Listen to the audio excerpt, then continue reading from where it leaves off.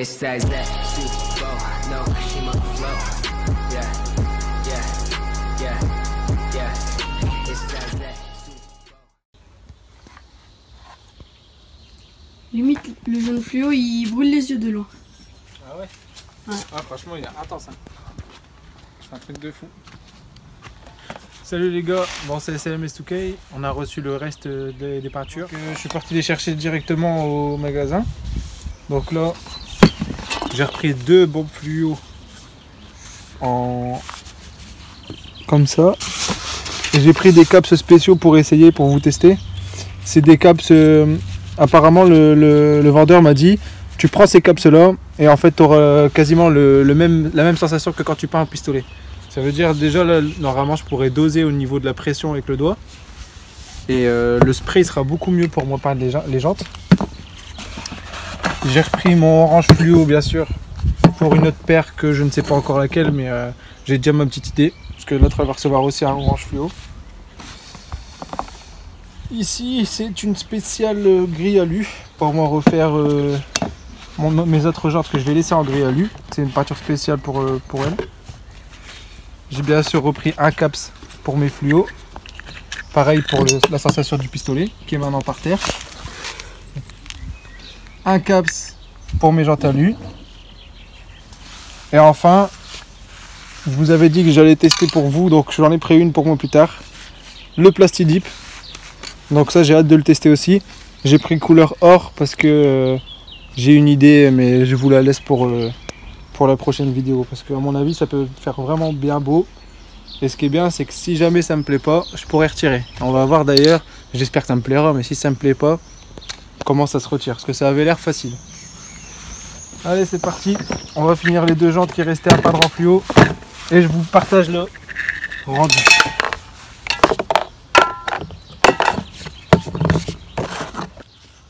Donc à titre comparatif, ici c'est le caps d'origine de chaque bombe de peinture et ici c'est le caps spécial. Vous pouvez voir qu'il n'y a pas la même fente.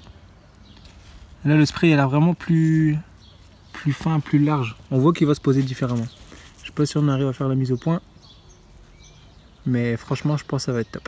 D'ailleurs je suis en train de tester le nouveau mode de mon téléphone en 1080-60. Vous me direz le rendu les gars, j'espère que ça vous plaira.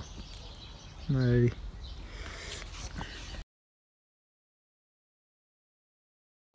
Bon les gars, faut que je vous dise un truc tout de suite. Surtout ne jamais peindre comme j'ai pu faire hier. Parce qu'en fait, je suis traumatisé là. Carrément, ça bouffe le blanc qui est en dessous. Là, c'est moi qui passe avec le doigt. Hein. Mais si vous voyez là, ça frise carrément. Et si je passe le doigt, voilà, ça enlève carrément le blanc qui est en dessous. Donc là, ce que je dois m'amuser à faire, c'est repenser toute la jante, dégraisser tout le bordel, la repréparer entièrement. Et galérer à enlever cette sorte de chewing-gum. Heureusement j'ai commencé qu'au niveau des goujons. Vous voyez. Et puis repeindre à partir de la base sur le lieu. Donc là je suis traumatisé, ça veut dire que je suis reparti pour au moins 1h30 à 2 heures de ponçage. Et voilà. Bon finalement avec le travail que j'avais à récupérer, c'était pas non 1h30 pour 2 jantes, mais c'était 1h40 pour une seule jante. Voilà comment j'ai réussi à la revoir. Donc là pour l'instant c'est limite le max que j'ai pu retirer. Je suis reparti quasiment jusqu'à l'aluminium. Enfin même totalement à l'aluminium. J'ai dû tout virer. Et le seul endroit jaune que vous voyez encore c'est dans les goujons. Mais ça franchement c'est devenu tellement dur, c'est chaud à enlever. J'ai enlevé tout ce que j'ai pu. Et là ici ça craquait pas tellement. Donc c'est pas grave si ça frise uniquement à l'endroit des goujons. Ça sera caché par les écrous. Mais le principal c'est que voilà j'ai réussi à avoir tout le bord. Dans les branches forcément. Et j'ai vraiment de la chance que c'était une borbée parce que vous avez les gros bâtons bien plats. Donc ça prend déjà énormément de temps alors que c'était une surface assez facile à prendre. Donc ça aurait été sur une jante plate bâton, j'aurais été dégoûté. Donc si je peux partager un truc avec vous, c'est faites attention à ne jamais mélanger des peintures que vous ne savez pas. Parce qu'au final c'est 2 fois plus de travail. Et voilà. Les blanches, là, les peintures que j'avais prises, c'est les Spectrum. C'était de la peinture à action parce que je voulais juste avoir une bonne base. Forcément c'était 2 € et quelques, c'était vraiment pas cher. Et c'est top si vous voulez peindre vos jambes sans remettre de peinture au-dessus. Mais si vous comptez mettre de la Montana en tout cas, ne surtout pas faire ça parce que ça frisait un truc de ouf. Les autres j'ai eu de la chance avec les motifs, il n'y avait pas ce problème là. Ça fait vraiment beau, le résultat est toujours top, ça n'a pas bougé. J'ai même mis le vernis par dessus, ça n'a pas bougé, c'est nickel.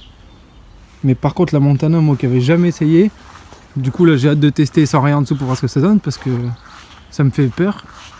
Mais la Montana ne pas mélanger avec de la Spectra, hein. C'est vraiment un rendu dégueulasse. Et là limite ça me fait plaisir de les revoir un peu polis, mais j'ai hâte de les revoir en fluo parce que je vous avoue que je préfère quand même le fluo qu'au bord poli. C'est énormément de taf. Et là fait tout ça à la main, c'était horrible.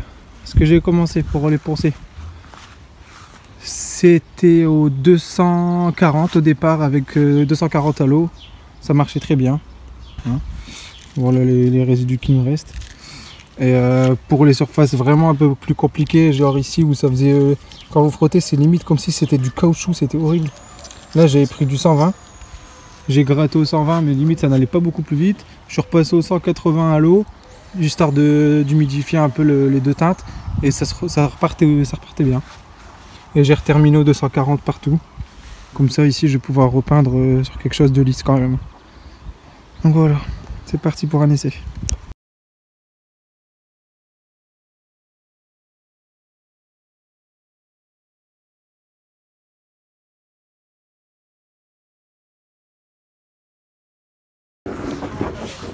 Bon, Montana, je suis désolé, je déteste. J'ai testé une fois, plus jamais je reteste. Pourquoi? Malheureusement, le mélange avec une autre teinte, poncée ou pas, c'était dégueulasse. Tout s'est mis à friser. J'étais traumatisé, j'ai dû reponcer ma jante complète en 10. J'ai mis quasiment 2 heures parce que ça devenait comme du caoutchouc gommeux, c'était dégueulasse. Donc j'ai dû tout recommencer, j'étais bien deg. L'autre, heureusement, je me suis dit, je vais pas la poncer maintenant, j'attends un petit peu. Je l'ai pas poncé. Et je suis parti rechercher du mot-type. J'en ai racheté une parce que j'ai pu en retrouver une, j'étais content parce que d'ailleurs je vous ai pas dit dans la première vidéo. Mais le problème de pourquoi j'en avais qu'une, c'est pas parce que je me suis dit je vais en prendre une, je vais tester, non. J'ai fait 3 magasins, impossible d'en trouver une deuxième de bombe. Tous les stocks étaient épuisés. Aujourd'hui j'ai rappelé 4 centres, j'en ai retrouvé une à 30 minutes de chez moi. Je suis reparti la chercher parce que je suis quelqu'un qui aime bien faire le truc direct quand je suis chaud. Donc je suis parti la rechercher. Heureusement il en restait 2 donc je les ai prises. Et je suis content parce que les résultats j'ai réussi à ressortir les 4. Oh. Tu veux continuer? J'ai réussi à ressortir les 4 donc je suis heureux. Ça filme hein? Donc je suis heureux. Je vais pouvoir vous montrer le résultat. Merci à Motip parce que le pouvoir de recouvrement il est magnifique. Franchement Montana plus jamais, hein. Je suis désolé pour ceux qui aiment bien Montana mais pour moi c'était impossible. Alors je vais vous montrer ce que ça donne. Franchement je suis trop satisfait, ça a bien rattrapé le truc. On voit encore les petites craquelures sur la jante en 10 avec la Montana malheureusement qu'elle avait eu comme effet. Mais ça ressort bien. Dites-moi ce que vous en pensez les gars.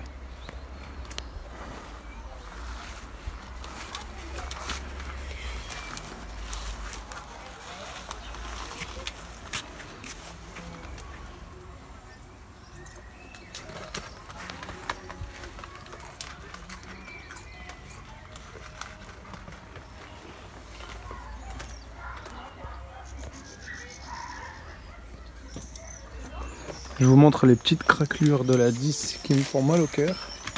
Avec cette punaise de Montana. Voilà. Bien dégoûté sa mère. Et je me voyais mal la reponcer une fois. Franchement là j'étais pas chaud. Donc voilà.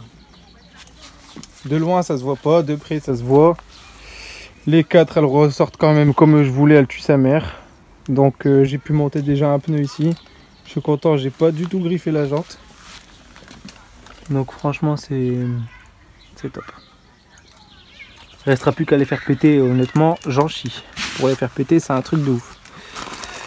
Là ce que je vais mettre sur les 10 à l'arrière c'est du 215 50 17. Parce que j'aime bien avoir un beau boudin avec un bon flanc tendu. Et à l'avant je pense que je vais essayer de mettre du 195 40 17. Pour que ça ait un bel effet et que je puisse arriver à ras de mes ailes parce que si je mets trop large je risque de taper dedans. Si je mets du bon flanc tordu avec un pneu fin, ça peut donner un truc bien sympa. Voilà les gars, comme ça vous savez que les 4 sont peintes. Je vais pouvoir finir de monter le reste des pneus et tester ça sur la caisse. Peace. Abonnez-vous. Abonnez-vous. Qu'est-ce qu'on dit, Alison? J'en ai marre. J'en ai marre. Tu te casses les couilles avec ta voiture. Mais Alison? Non, je me barre. Je prends la voiture noire et je me barre. Ok. Laisse-toi tranquille. Arrête de tout le temps me filmer. Nassim, dis-lui qu'il arrête.